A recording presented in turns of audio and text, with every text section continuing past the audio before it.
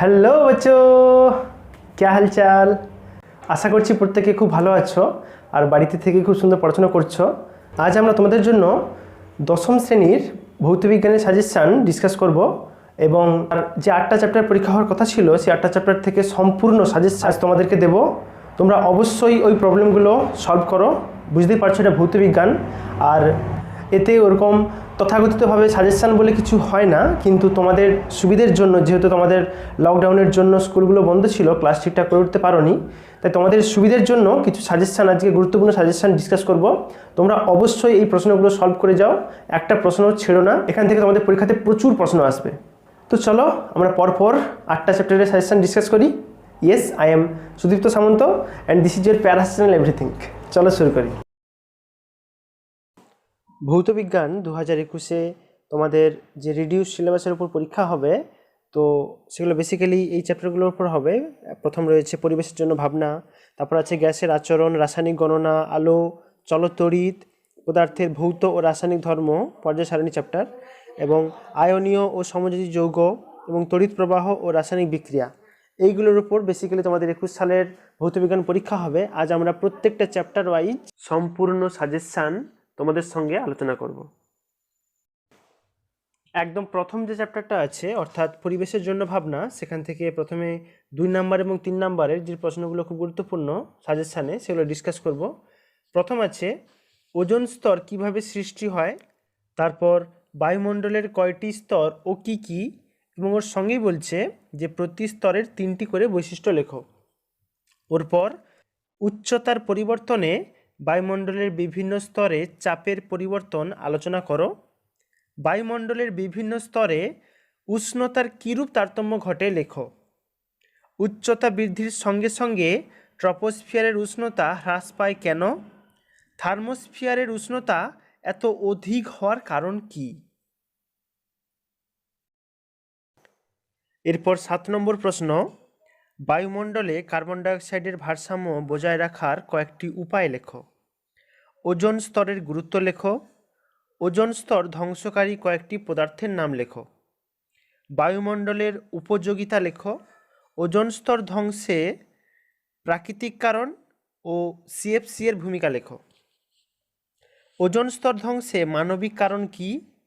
Ozone স্তর ধ্বংসের ক্ষতিকর প্রভাবগুলি লেখো। এরপর ওজোন স্তর ধ্বংসে নাইট্রোজেন মনোক্সাইড ও নাইট্রোজেন ডাইঅক্সাইডের ভূমিকা লেখো।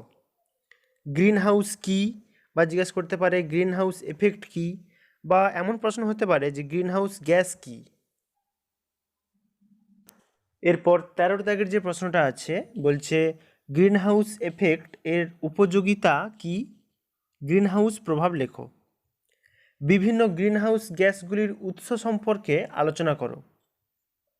জোয়ার ভাটা শক্তি, বায়ু শক্তি, সৌরশক্তি ব্যবহারের সুবিধা ও অসুবিধাগুলি লেখো। স্থিতিশীল উন্নয়নে সহায়ক শক্তির সুবিধা ও অসুবিধা লেখো। বায়োফুয়েল কি, ব্যবহার ও কিছু উদাহরণ দাও। বায়োগ্যাসের মুখ্য উপাদান কি? বায়োমাস কি? জীবোত্তর শক্তির ব্যবহার লেখো। এরপর 19 দাগের প্রশ্ন, জোয়ার ভাটা শক্তি কি, এর সাহায্যে কিভাবে বিদ্যুৎ উৎপাদন করা যায়। জীবাশ্ম জ্বালানি ব্যবহারের কুপ্রভাব লেখো। জীবাশ্ম জ্বালানি সংরক্ষণের কি কি পদক্ষেপ রয়েছে। মিথেন হাইড্রেট থেকে কিভাবে মিথেন পাওয়া যায়। বিকল্প শক্তির উৎস হিসাবে এর সুবিধা ও অসুবিধা কি। বিশ্ব উষ্ণায়ন কি, এর ক্ষতিকর প্রভাব কি। ট্রপোস্ফিয়ারকে ক্ষুব্ধমণ্ডল আর স্ট্র্যাটোস্ফিয়ারকে শান্তমণ্ডল বলে কেন। এই ছিল মোটামুটি প্রথম চ্যাপ্টার থেকে 2 নম্বর এবং 3 নম্বরের প্রশ্ন। এবার আমরা 2 নম্বর চ্যাপ্টারে তার 2 নম্বর এবং 3 নম্বরের প্রশ্নগুলো ডিসকাস করব। এইবার শুরু করব 2 নম্বর চ্যাপ্টার, অর্থাৎ গ্যাসের আচরণ। তার প্রথম যে প্রশ্ন আছে, বলছে পি ভার্সেস 1/ভি বা ভি ভার্সেস 1/পি লেখচিত্র দুটি অঙ্কন করো। সিজিএস এবং এসআই পদ্ধতিতে গ্যাসের চাপের একক লেখো। কতগুলো সংজ্ঞা লিখতে বলছে, যেমন প্রমাণ চাপ ও উষ্ণতা, গ্যাসের ব্যাপন, গ্যাসের চাপ, মুক্ত পথ, এইগুলো। আদর্শ গ্যাস ও বাস্তব গ্যাসের পার্থক্য লেখো, বা এই দু রকম গ্যাসের বৈশিষ্ট্য লিখতে বলতে পারে। কি শর্তে বাস্তব গ্যাসগুলি আদর্শ গ্যাস সমীকরণ অর্থাৎ পিভি সমান 8টি মেনে চলে? বয়েলের সূত্র কি, এর কিছু সীমাবদ্ধতা লেখো এবং গাণিতিক ব্যাখ্যা দাও। আদর্শ গ্যাস সমীকরণ থেকে কিভাবে গ্যাসের মোলার ভর নির্ণয় করবে? এরপর রয়েছে 8 দাগের প্রশ্ন, বলছে গ্যাসের ব্যাপন কাকে বলে, উদাহরণ সহ লেখো। গ্যাসের অণুগুলি সর্বদা গতিশীল থাকে, এই স্টেটমেন্টটা ব্যাখ্যা করো। সাবানের বুদবুদ ওপরে উঠলে ফেটে যায় কেন? বা বলতে পারে গ্যাস ভর্তি বেলুন বেশ কিছুটা ওপরে উঠে যাওয়ার পর ফেটে যায় কেন? চার্লস ও বয়েলের সূত্রের ধ্রুবকগুলি লেখো। গ্যাসের আয়তন উল্লেখ করার সময় গ্যাসের চাপ ও উষ্ণতা উল্লেখ করতে হয় কেন? গ্যাসের গতিতত্ত্বের স্বীকার্যগুলি লেখো। চার্লসের সূত্র লেখো ও চার্লসের সূত্রের গাণিতিক ব্যাখ্যা দাও। এর থেকে পরম শূন্য উষ্ণতার সংজ্ঞা লেখো। এরপর 15 দাগের যে প্রশ্নটা আছে, কোন উষ্ণতাকে পরম শূন্য উষ্ণতা বলা হয়, কেন? উষ্ণতার পরম স্কেল কাকে বলে? এই স্কেলের সাথে সেন্টিগ্রেড স্কেলের কি সম্পর্ক? উষ্ণতার পরম স্কেলের সাথে গ্যাসের আয়তনের সম্পর্ক প্রতিষ্ঠা করো। গ্যাসের চাপের সঙ্গে উষ্ণতার সম্পর্কটি লেখো এবং পি বনাম টি লেখচিত্রটি আঁকো ও ব্যাখ্যা করো। বয়েল ও চার্লসের সূত্র দুটির সমন্বয় সূত্রটি প্রতিষ্ঠা করো। অ্যাভোগাড্রো সূত্র ও গিয়ে-লুসাকের গ্যাস আয়তন সূত্রটি প্রতিষ্ঠা করো। এরপর 21 দাগের যে প্রশ্নটা আছে, আদর্শ গ্যাস সমীকরণ অর্থাৎ পিভি সমান এনআরটি এই সম্পর্কটি প্রতিষ্ঠা করো। গ্যাসের উষ্ণতার উপর গ্যাসের চাপের ওপর অণুর গতির প্রভাব লেখো। গ্যাসের উষ্ণতার সঙ্গে ঘনত্ব বা গ্যাসের চাপের সঙ্গে ঘনত্বের সম্পর্কটি নির্ণয় করো। বাস্তব গ্যাস কাকে বলে? এই গ্যাসগুলি আদর্শ গ্যাসের আচরণ থেকে বিচ্যুত হওয়ার কারণ কি? পদার্থের গ্যাসীয় অবস্থার বর্ণনা দাও। বয়েলের সূত্র, চার্লসের সূত্র ও অ্যাভোগাড্রো সূত্রের উপর ভিত্তি করে আদর্শ গ্যাস সমীকরণটি প্রতিষ্ঠা করো। এই মোটামুটি ছিল দ্বিতীয় চ্যাপ্টার থেকে থিওরিটিক্যাল প্রশ্ন।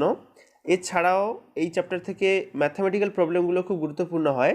সেই টপিকগুলো আমি বলে দিচ্ছি, তোমরা অবশ্যই এই টপিকগুলোর উপর ভিত্তি করে তোমাদের টেক্সট বইয়ে যে নিউমেরিক্যালস প্রবলেমগুলো, যে গাণিতিক প্রবলেমগুলো আছে সেগুলো অবশ্যই প্র্যাকটিস করবে। যেমন গ্যাসের আণবিক গুরুত্ব নির্ণয় করার যে অঙ্কগুলো আছে, বা গ্যাসের আয়তন নির্ণয় করা, পরমাণুর সংখ্যা নির্ণয় করা, মোল সংখ্যা নির্ণয় করা, বা অন্তিম উষ্ণতা নির্ণয় করার যে ম্যাথামেটিক্যাল প্রবলেমগুলো আছে, গাণিতিক প্রশ্ন তোমাদের টেক্সট বইতে আছে, সেগুলো অবশ্যই খুব ভালোভাবে তোমরা প্র্যাকটিস করে যাবে।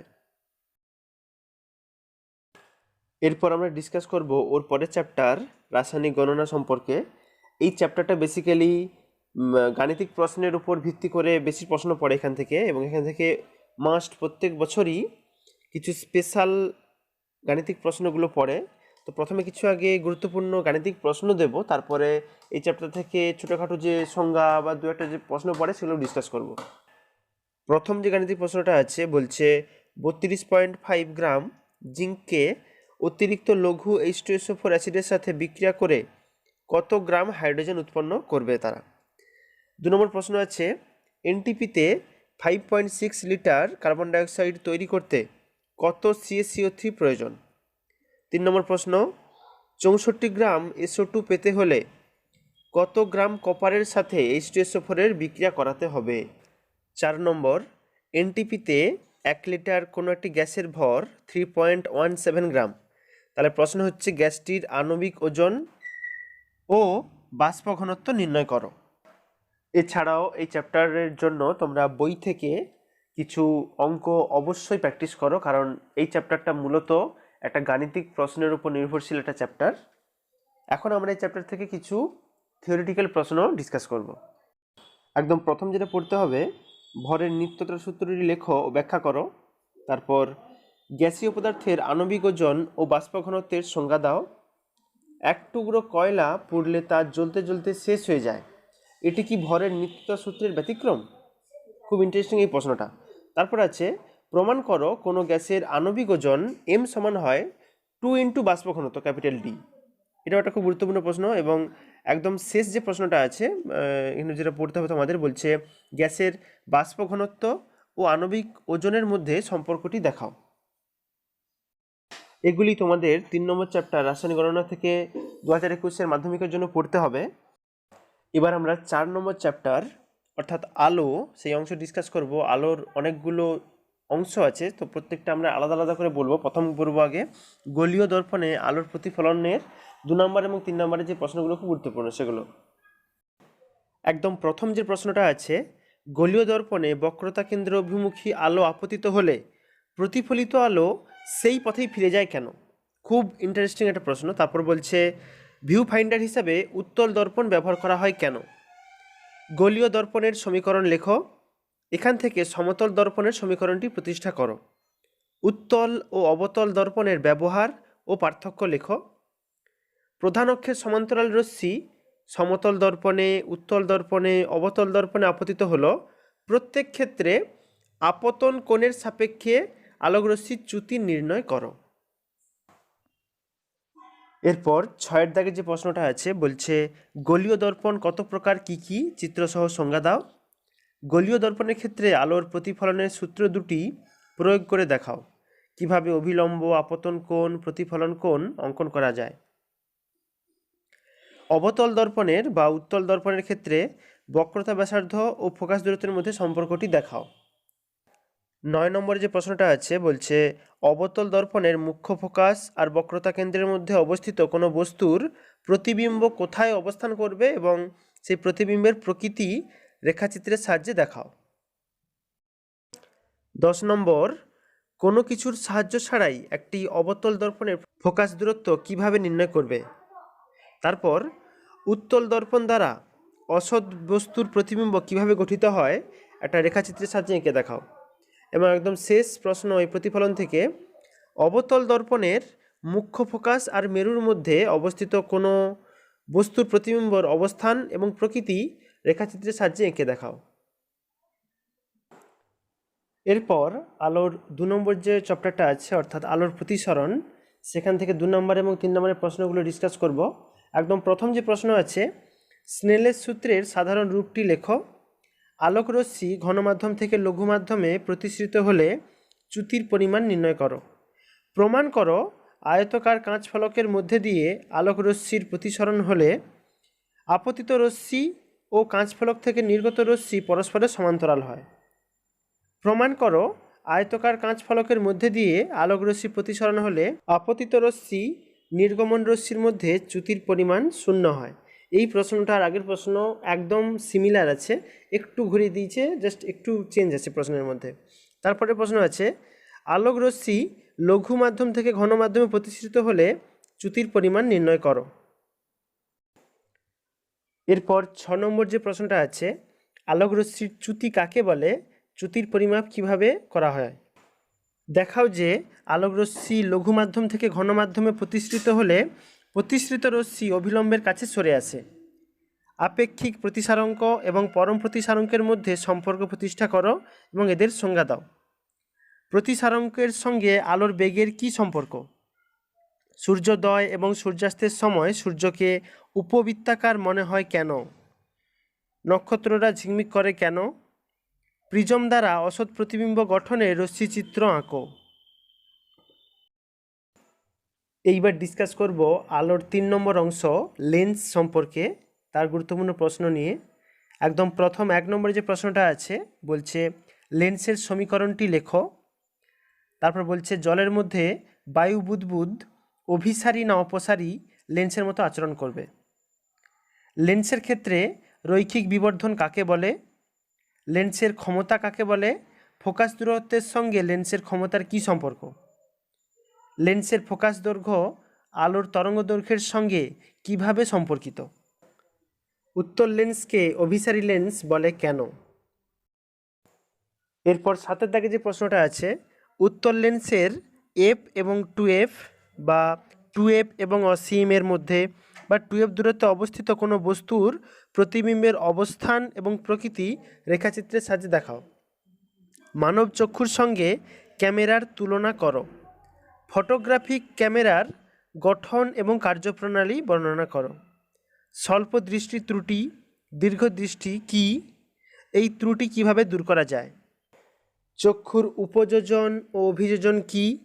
চক্ষুর কার্যপ্রণালী ব্যাখ্যা করো। উত্তল লেন্স অবতল লেন্স কিভাবে অসৎ বস্তুর প্রতিবিম্ব গঠন করে রেখাচিত্রের সাহায্যে দেখাও।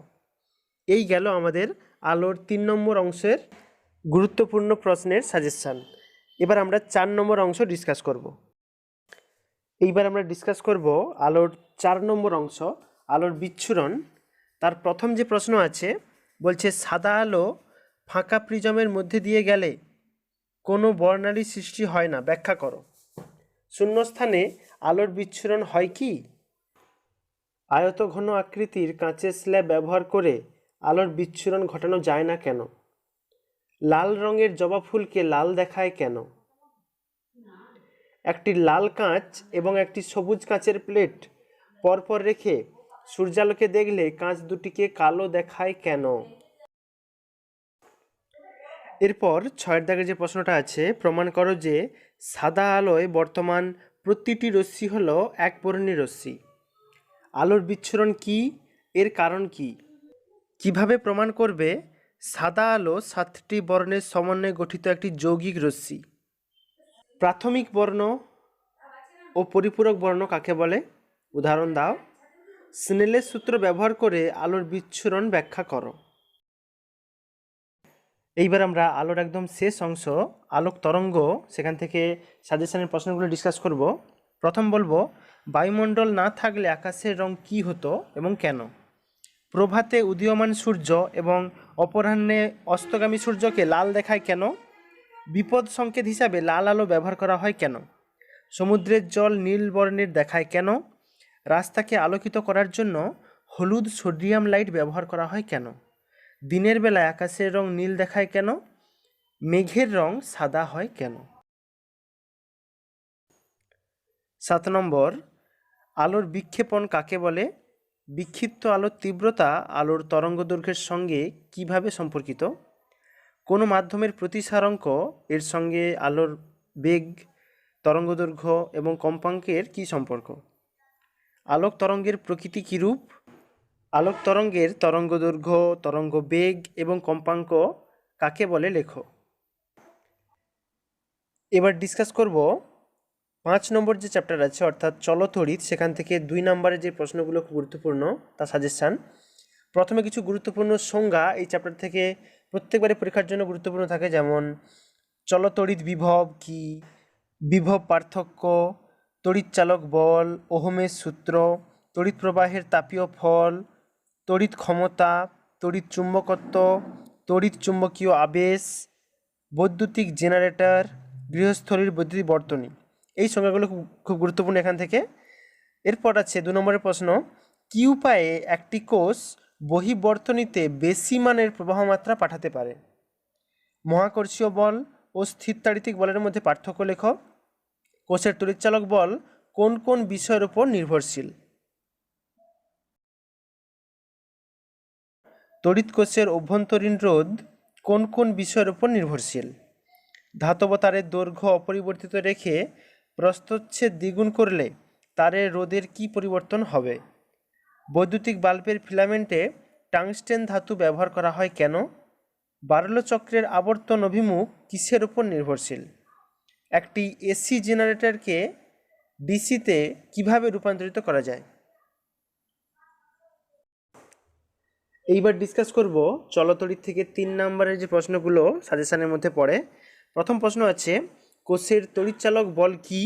অর্থাৎ শুধুমাত্র ডেফিনেশন লিখলে হবে না, যেহেতু 3 নম্বর করে এগুলো, এখান থেকে ছোটোখাটো একটু রাশিমালা দেখিয়ে দিতে হবে। তারপর আছে, সম আধান পরস্পরকে বিকর্ষণ করে এবং বিপরীত আধান পরস্পরকে আকর্ষণ করে, ব্যাখ্যা করো। কুলম্বের সূত্রটি বিবৃত করো, ব্যাখ্যা করো। তড়িৎ বিভবের গাণিতিক রূপগুলি দেখাও। তড়িৎ প্রবাহ মাত্রার সাথে বিভব পার্থক্যের সম্পর্ক ব্যাখ্যা করো। ওহমের সূত্র থেকে রোধের সংজ্ঞা দাও। এরপর 7 নম্বর যে প্রশ্নটা আছে, ওহমের সূত্র কি? বর্তনী চিত্রের সাহায্যে সূত্রটি ব্যাখ্যা করো। পরিবাহীর রোধের ওপর উষ্ণতার প্রভাব কেমন? বৈদ্যুতিক হিটারের গঠন ও কার্যপ্রণালী ব্যাখ্যা করো। এই প্রশ্নগুলো কিন্তু খুব গুরুত্বপূর্ণ। এরপর 10 নম্বর, তড়িৎ প্রবাহের চুম্বকীয় ফল সংক্রান্ত অ্যাম্পিয়ারের সন্তরণ নিয়ম ও ডান হস্তের বৃদ্ধাঙ্গুষ্ঠ নিয়ম লেখো। ফ্লেমিংয়ের ডানহস্ত নিয়মটি লেখো। লেঞ্জের সূত্র থেকে শক্তির সংরক্ষণ সূত্রটি প্রতিষ্ঠা করো। আর্থ নিউট্রাল বৈদ্যুতিক সুইচ এর অর্থ কী?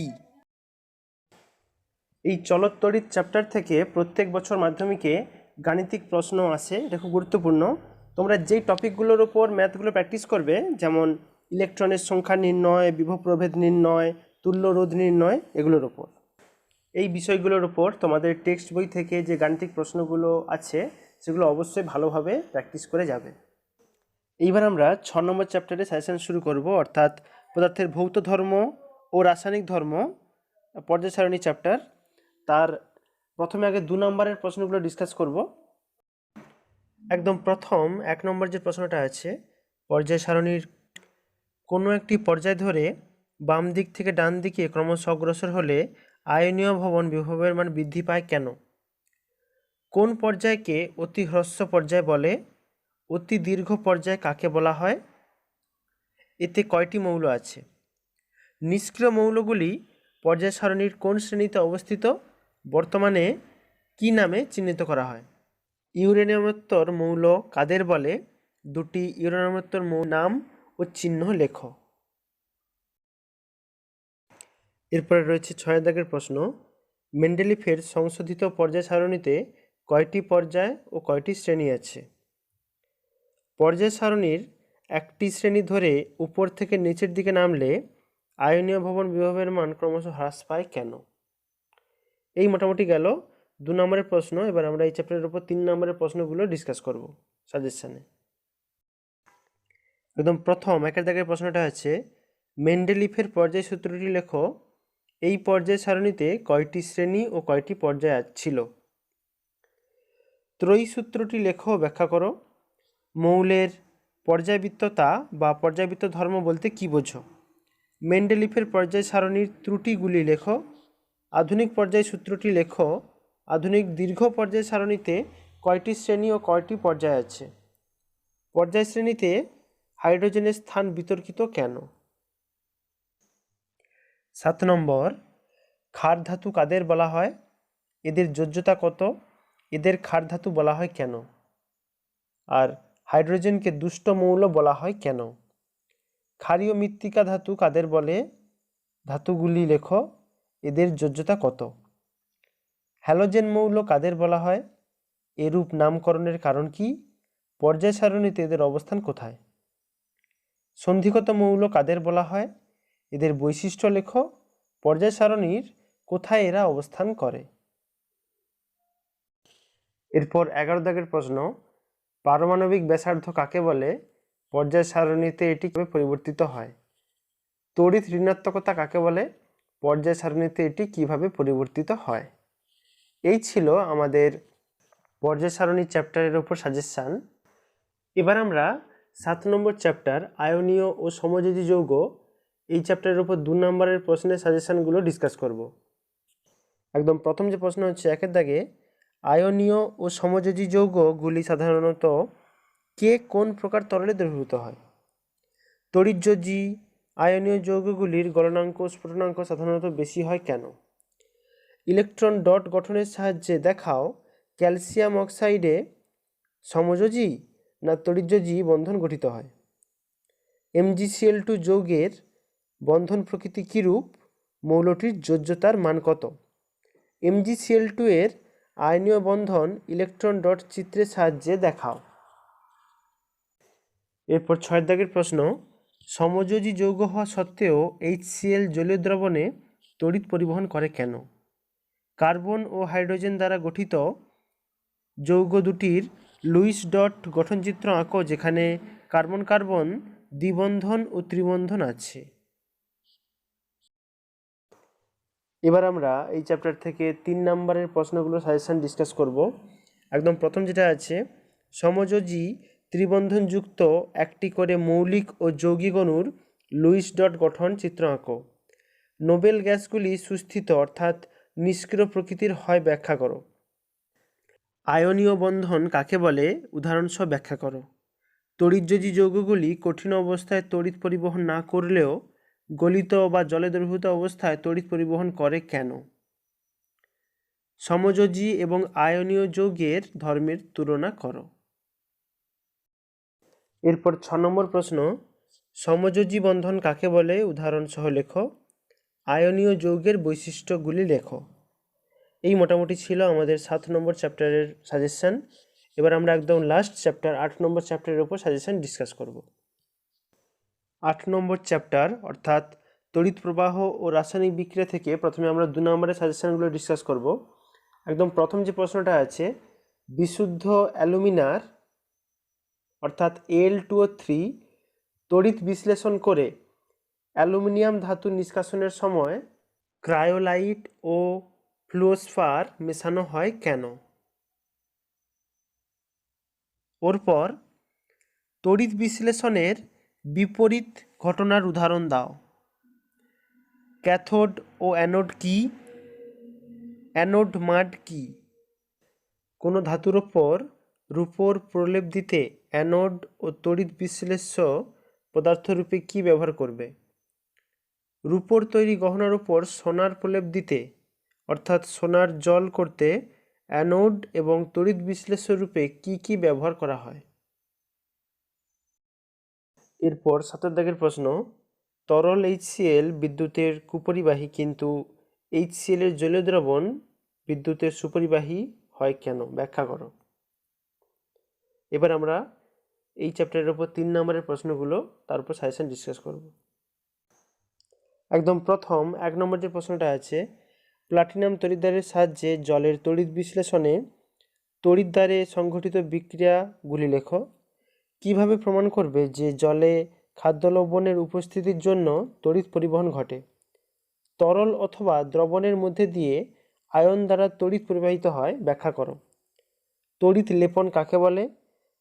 লোহার উপর নিকেলের আস্তরণ দিতে তড়িৎ বিশ্লেষ্য পদার্থ এবং তড়িৎদ্বার রূপে কি ব্যবহার করবে? 5 নম্বর, ব্লিস্টার কপার কাকে বলে? ব্লিস্টার কপার থেকে কিভাবে বিশুদ্ধ কপার পাওয়া যায়? তড়িৎ বিশ্লেষণের সাহায্যে কিভাবে বিশুদ্ধ অ্যালুমিনা থেকে অ্যালুমিনিয়াম ধাতু নিষ্কাশন করা যায়? এই ছিল আমাদের ভৌতবিজ্ঞানের উপর সম্পূর্ণ সাজেশান। এই সাজেশানগুলো অত্যন্ত গুরুত্বপূর্ণ হবে তোমাদের 21 সালের মাধ্যমিকের জন্য। আর যেহেতু তোমাদের লকডাউনের জন্য, করোনা পরিস্থিতির জন্য স্কুলে ঠিকঠাক ক্লাস তোমরা করতে পারোনি, তাই এই সাজেশান করা। আর বুঝতেই পারছো এটা ভৌতবিজ্ঞান সাবজেক্ট, তাই প্রশ্নের সংখ্যাটা একটু বেশি। আর তোমাদের এই ভিডিও যদি ভালো লেগে থাকে তো অবশ্যই বন্ধুদের সাথে বেশি বেশি করে শেয়ার করো এবং চ্যানেলটা সাবস্ক্রাইব করে রাখো, তাতে এই পরীক্ষা সংক্রান্ত সমস্ত রকম আপডেট এবং গুরুত্বপূর্ণ প্রশ্ন তোমরা এই চ্যানেলে পরপর পেতে থাকবে। ততক্ষণ পর্যন্ত বাড়িতে খুব ভালোভাবে পড়াশোনা করতে থাকো। Best of luck. Thank you.